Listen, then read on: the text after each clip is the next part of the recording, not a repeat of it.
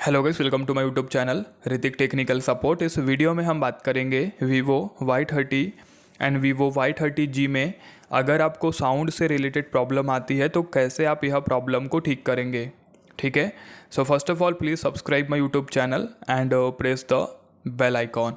अगर आपको साउंड की प्रॉब्लम आती है तो लो साउंड की प्रॉब्लम आए या फिर बिल्कुल भी साउंड ना आए तो एक बार अपने फ़ोन को स्विच ऑफ करके स्विच ऑन करके देखें, हो सकता है आपकी प्रॉब्लम ठीक हो जाए।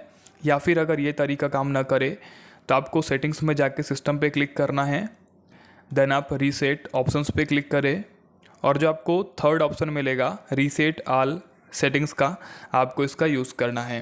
रीसेट ऑल सेटिंग्स करिए, इसमें जो भी गलत एक्टिविटी की वजह से आपको प्रॉब्लम आ रही थी सब कुछ डिफ़ॉल्ट हो जाएगा, देन आपकी प्रॉब्लम भी ठीक हो जाएगी। ठीक है, इसमें आपका कोई भी डाटा डिलीट नहीं होगा तो आपको निश्चिंत रहना है। सिंपली आपको ये मेथड का यूज़ करना है, देन 100% आपकी प्रॉब्लम ठीक हो जाएगी। ठीक है, मिलते हैं नेक्स्ट वीडियो में। जय माता दी।